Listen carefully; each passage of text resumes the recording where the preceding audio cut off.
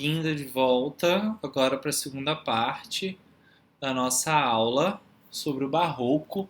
Vamos ver de que maneira que essa estética acontece no Brasil, com destaque a esses dois artistas, né? Esses dois, um poeta e um religioso. Na verdade, nós temos Gregório de Matos, vai ser o maior nome do Barroco brasileiro.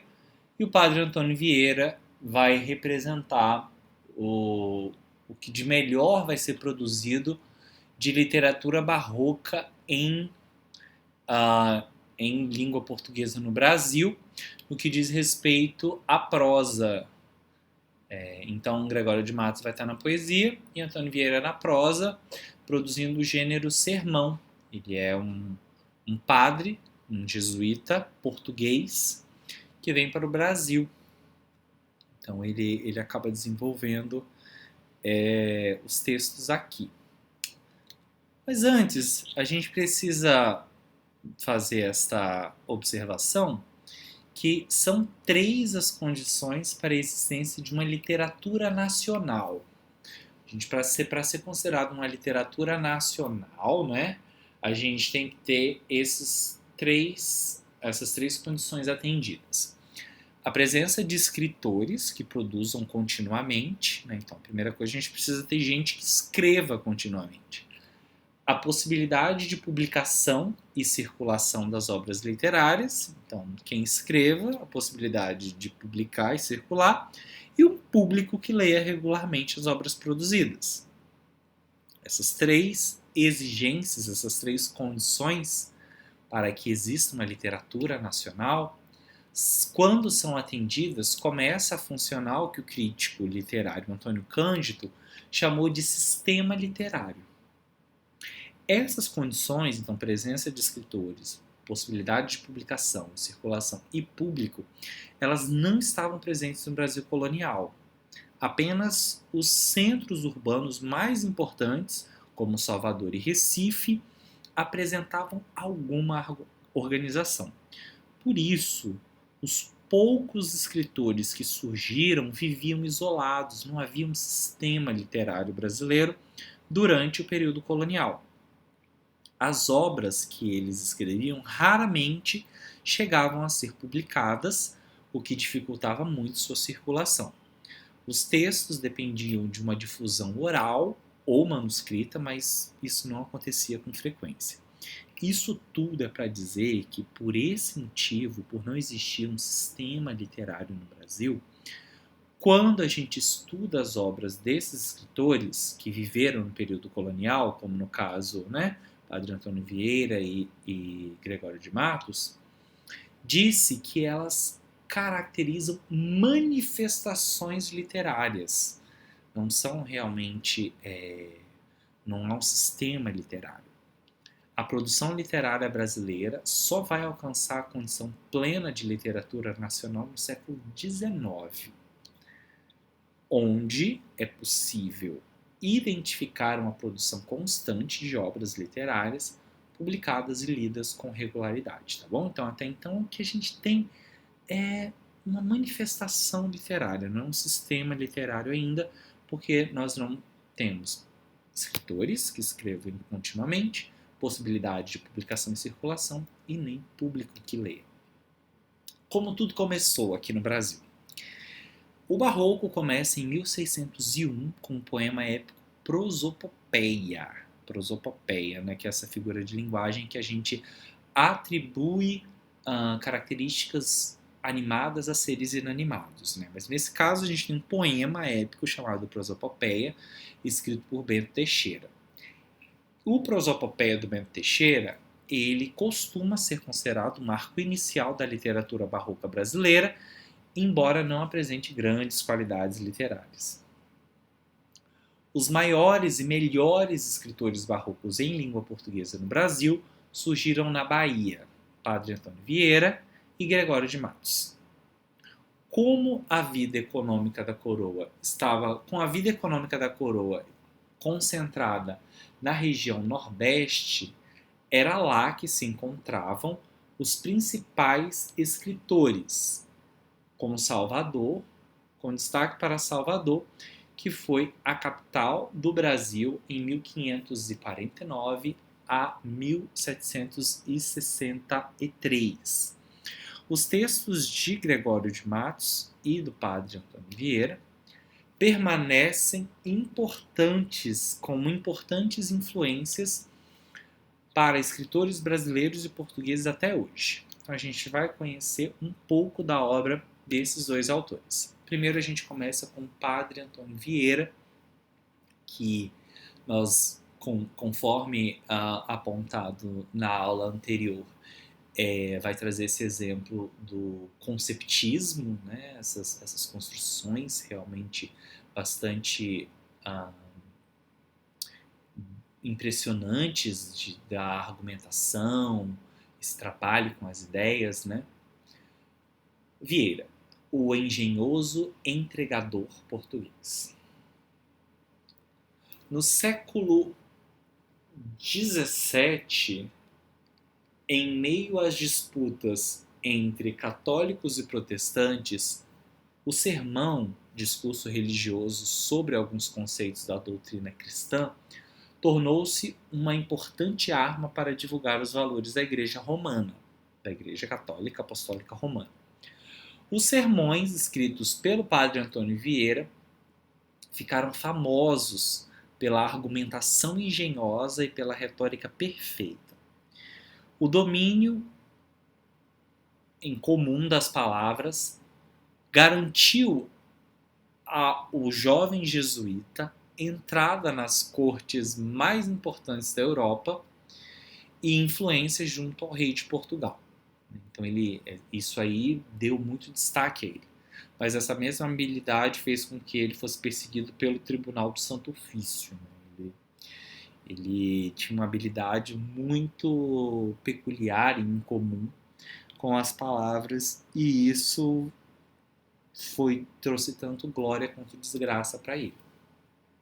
Agora, vamos ver a montagem argumentativa de um sermão. O sermão barroco devia demonstrar uma posição moral por meio de uma imagem que, associada a um fato ou uma citação da Bíblia, pudesse ser um símbolo da posição a ser defendida. Então, o texto barroco, ele sempre traz essa imagem. É uma imagem associada a um fato. Vão acontecer muitas metáforas, comparações, para ficar mais claro, né? Pega-se uma imagem, como a gente vai ver aqui a imagem de uma árvore, e relaciona-se essa imagem a um texto bíblico ou a uma situação para tentar se explicar e se chegar a um determinado ponto e que essa imagem, né, representasse um símbolo dessa posição a ser defendida. A agudeza e o engenho só se manifestavam caso o autor da argumentação fosse capaz de ilustrar por meio de imagens e metáforas o tema do sermão. Vieira era um mestre nesse processo, de pegar uma imagem e assim chegar na determinado ponto, né, da argumentação. No sermão da 60ª, pregado na Capela Real de Lisboa em 1655, ele pretende responder a uma pergunta básica: por que não faz fruto a palavra de Deus? Então ele quer realmente responder a isso. Por qual motivo a palavra de Deus não tem resultado? Né? Não estão conseguindo espalhar a palavra e que ela dê frutos. Com sua argumentação, o jesuíta tenta convencer os fiéis de que a culpa não é da palavra de Deus, mas é dos pregadores, que em lugar de desenvolverem uma argumentação consistente, preocupam-se em enfeitar a linguagem, tornando o texto incompreensível. Então, nesse trecho desse sermão, o sermão da 60ª, que a gente vai ver agora, tem como objetivo responder à pergunta, né, por que a palavra de Deus não dá fruto. E aí o padre Antônio Vieira vai dizer que a culpa é dos pregadores, que os pregadores estão mais preocupados em falar bonito e, portanto, difícil, do que realmente em se fazer entender. E aí ele vai pegar uma imagem, nesse caso vai usar a imagem da árvore, como símbolo do conceito que procura demonstrar. Que conceito é esse? O sermão precisa desenvolver um único tema, uma só matéria, que deve estar em seu início e ao qual deve retornar o pregador ao concluir sua argumentação. Então, esse exemplo é para mostrar a questão do conceptismo, né, que é esse trabalho com as ideias, é para mostrar como que a argumentação do Padre Antônio Vieira era consistente, racional, e muito bem trabalhada, e que o sermão barroco ele deve utilizar uma figura, uma imagem, para representar a ideia que ele quer defender. Então, neste caso especificamente, nós temos a defesa da ideia de que a palavra de Deus não dá fruto porque os pregadores estão preocupados em falar difícil e não em serem compreendidos. E para defender essa ideia, Padre Antônio Vieira utiliza a figura, a metáfora da árvore. Vamos lá. Ele diz o seguinte: não nego, nem quero dizer que o sermão não haja de ter variedade de discursos, mas esses hão de nascer todos da mesma matéria e continuar a acabar nela.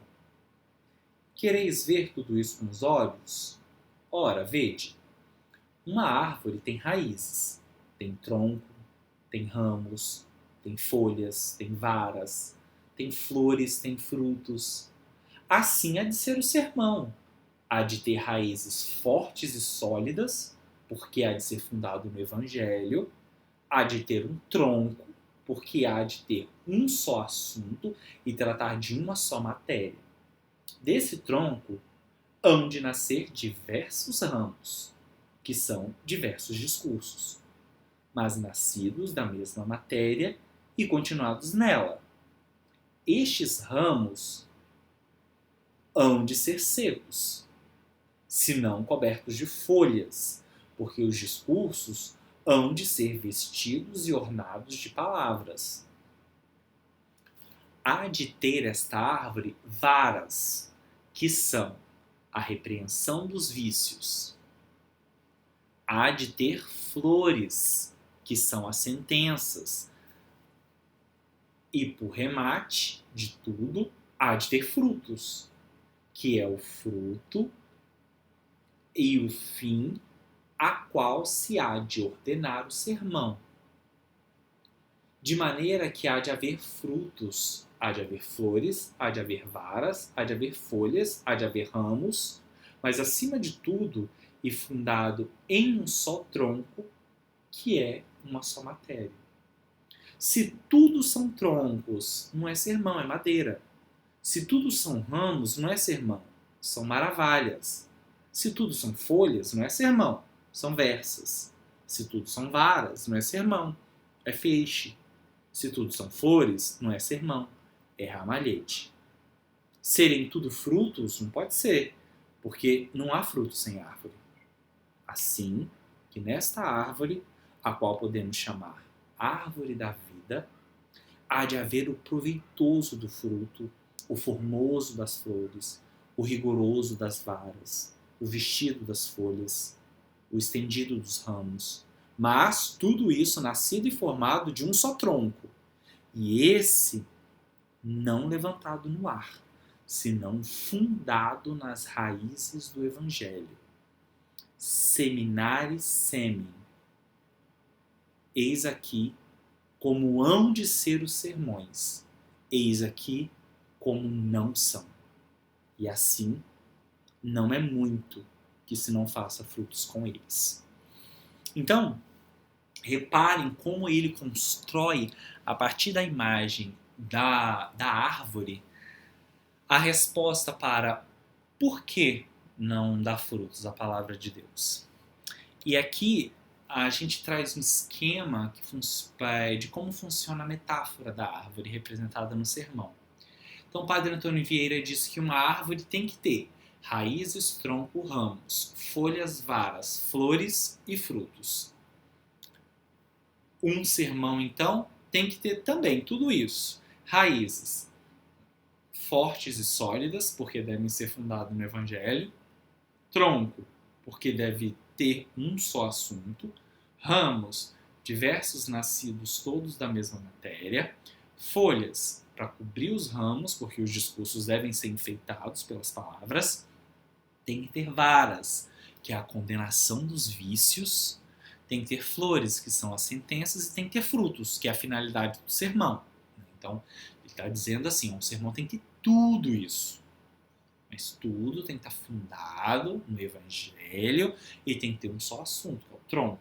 Então, ele metaforiza, né, um sermão com uma árvore, em que cada um dos elementos que compõem uma árvore também representa um aspecto do sermão.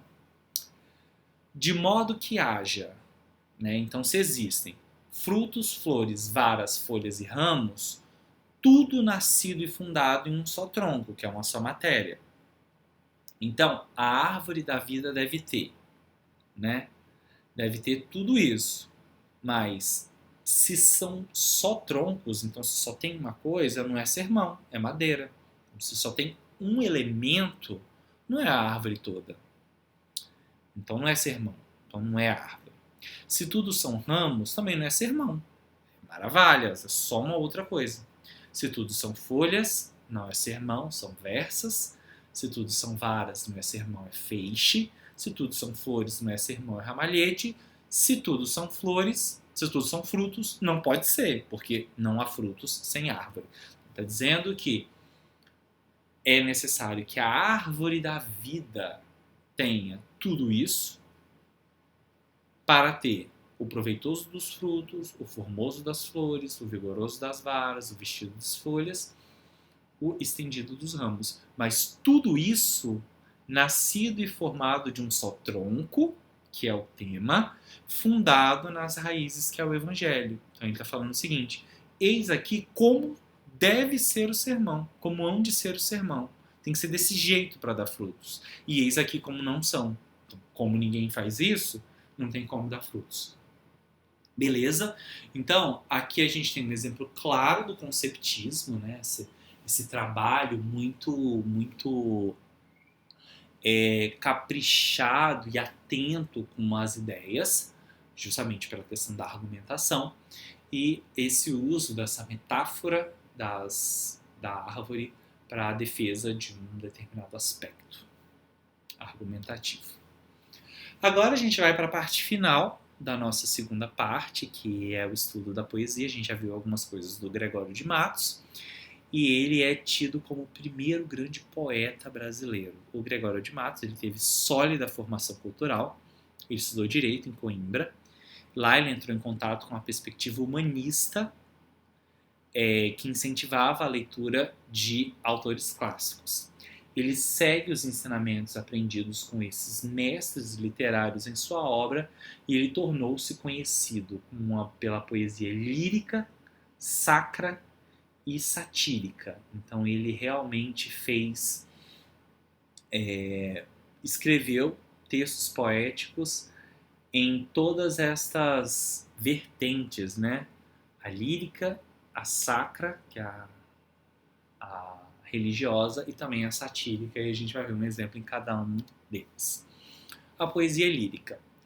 A lírica amorosa de Gregório de Matos retoma temas clássicos, como a oposição entre espírito e matéria, para desenvolver sua poesia. Mesmo com cuidado na concessão de metáforas, na estruturação sintática do poema, Gregório jamais transforma sua poesia em um exercício exagerado de artificialismo da linguagem culta. Por trás de suas imagens, sempre é possível identificar o desenvolvimento de um raciocínio exemplar. Então, ainda que nós tenhamos um forte trabalho com a linguagem, não é um trabalho puro, né? Não é um trabalho vazio. Há sempre uma busca pelo trabalho da linguagem em favor do trabalho das ideias, né? E não em detrimento das ideias. Tem sempre uma ideia muito, muito bem trabalhada por trás. Então a gente começa com essa lírica amorosa, essa declaração de amor a Catarina, que é realmente linda, né? Depois que a gente lê um texto como esse, a gente realmente reavalia se vamos aceitar qualquer coisa de qualquer um, porque olha só o que o Gregório cria, né? A voz que ele cria para falar dessa Catarina. Pintura admirável de uma beleza. Ele diz assim: vês esse sol de luzes coroado, em pérolas a aurora convertida? Vês a lua de estrelas guarnecida? Vês o céu de planetas adorado? O céu deixemos. Vê aquele prado, a rosa com razão desvanecida, a açucena por alva presumida, o cravo por galã lisonjeado? Deixa o prado, vem cá, minha adorada. Vês desse mar a esfera cristalina, em sucessivo aljôfar desatada? Parece aos olhos ser de prata fina? Vês tudo isso bem? Pois tudo é nada à vista do teu rosto, Catarina. Então aqui a gente tem essa ideia, né? essa construção. Ele chama a mulher amada para olhar o sol, a lua, as estrelas, o céu. Aí ele fala, deixa o céu, tá? Já viu tudo isso? Deixa. Agora vem ver o prado, vem ver o campo. Tá vendo a rosa? Tá vendo a açucena, que é essa planta aí, né? Que tem flores brancas e muito perfumadas. Tá vendo o cravo, galã, lisonjeado? Viu tudo? Agora deixa o prado, deixa. Vem cá. Tá vendo o mar? Essa bola cristalina, essa esfera cristalina? Em sucessivo aljôfar desatada, que é uma pérola muito miúda, né? Em sentido figurado, gotas de água, o orvalho da manhã. Parece aos seus olhos, tudo isso que você está vendo, parece prata fina? Você vê tudo isso? Pois tudo isso é nada perto do seu rosto. Então, essa imagem que o Gregório de Matos cria, né, essa lírica amorosa, ela segue a tradição inaugurada por Shakespeare e Camões, né? Camões vai ser o exemplo máximo aí do classicismo português. Então ele segue essa tradição de comparar a beleza feminina às maravilhas da natureza. Gregório de Matos retoma esse tema para desenvolvê-lo segundo os princípios da composição barroca. A beleza de Catarina é afirmada por meio de uma estrutura bastante regular que identifica os aspectos mais louváveis do sol, da lua, do céu, da rosa, da açucena, do cravo também, né? E do mar. Se o ideal clássico de beleza pode ser encontrado na natureza, o que dizer de Catarina, que a tudo supera, como expressa o paradoxo final, que tudo é nada, né? Esse paradoxo, à vista do teu rosto. Ok, a poesia sacra agora, também de Gregório. A gente vai ter o texto que abriu a nossa primeira aula, era um exemplo também de texto de poesia sacra, do Gregório de Matos, não sei se vocês se recordam, aquele o poeta na última hora de vida, algo assim. O que sobressai na poesia sacra de Gregório de Matos é o senso de pecado, a constatação da fragilidade humana e o temor diante da morte e da condenação eterna. Essa faceta de pecador arrependido vai aparecer nos poemas na fase final de sua vida, já que na juventude o poeta fez várias composições que desafiavam o poder divino.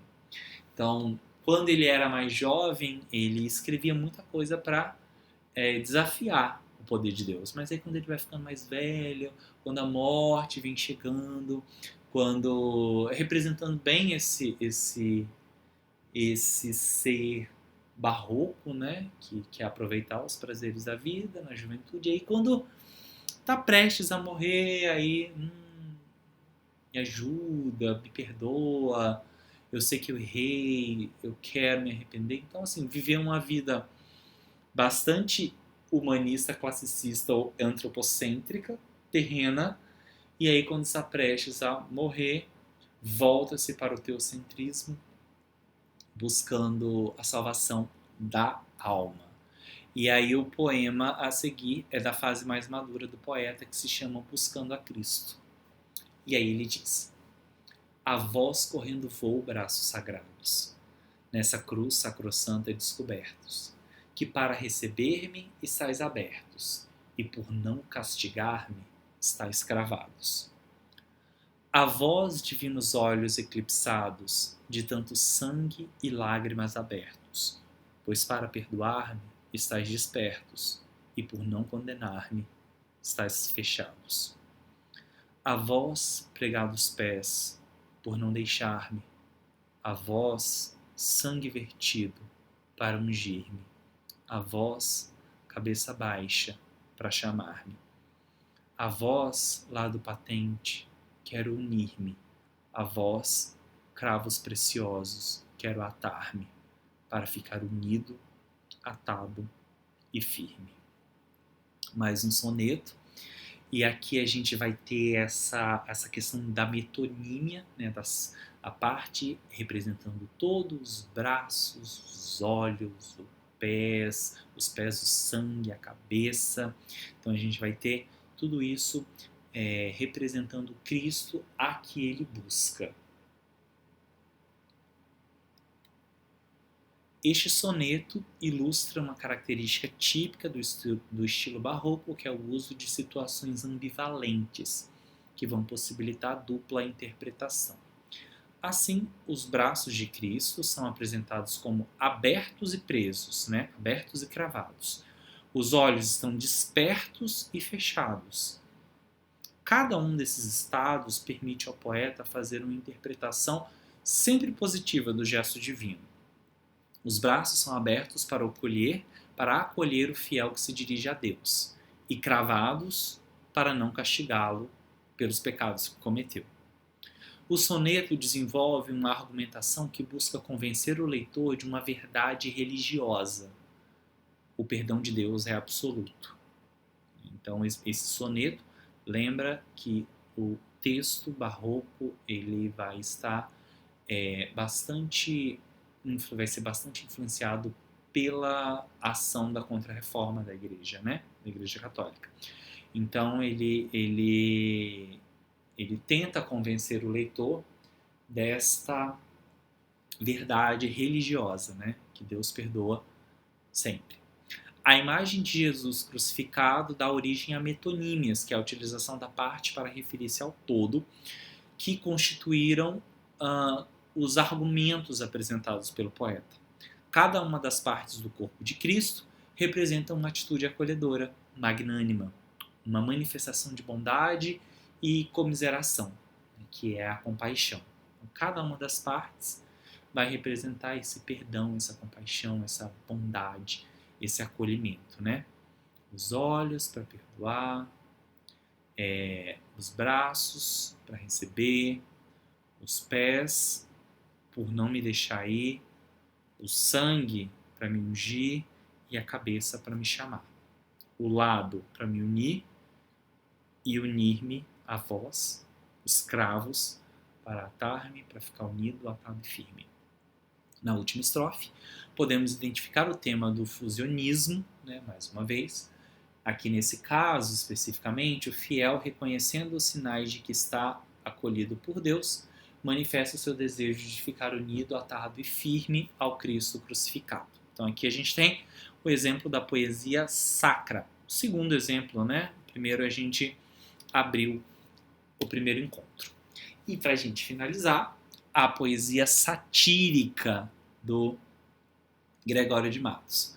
Foram os poemas satíricos que deram fama ao poeta baiano, chegando a causar o seu degredo para Angola em 1694. Então ele teve uma língua tão ferina que ele foi chamado até de Boca do Inferno, porque a crítica dele era realmente bastante mordaz, né? Tanto é que ele foi degredado, né? Ele foi enviado para Angola. Então, assim, o degredo era o que havia de maior pena depois da morte, né? Assim, antes da morte, quero dizer. Era o degredo e depois a morte. O olhar crítico de Gregório de Matos revela aspectos negativos da vida na Bahia, em Pernambuco, em fins do século XVII. Ele denuncia com irreverência a corrupção econômica dos políticos e a corrupção moral dos padres e freiras. Como ele mesmo afirmou em seus textos, eu falo, seja o que for. Ele dizia isso. No poema a seguir, Gregório de Matos expõe, de modo exemplar, a prática da maledicência, que é você ficar falando mal das pessoas, né? Olha só como que isso como que é atual, né? Reprovações. Se sois homem valoroso, dizem que sois temerário. Se valente, espadachim. E atrevido, se esforçado. Se resoluto, arrogante. Se pacífico, sois fraco. Se precatado, medroso. E se não o sois, confiado. Se falais muito, paureiro. Se falais pouco, sois tardo. Se em pé, não tendes assento. Preguiçoso se assentado. E assim não pode viver neste Brasil infestado, segundo o qual vos refiro, quem não seja reprovado.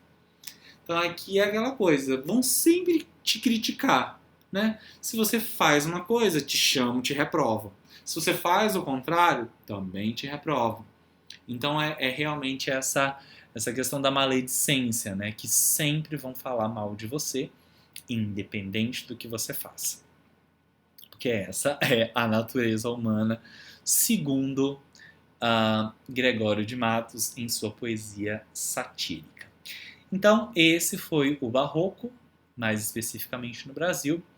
Apresentei os dois principais nomes do Barroco. O Barroco é uma estética muito, muito, muito interessante, muito rica. Isso foi só uma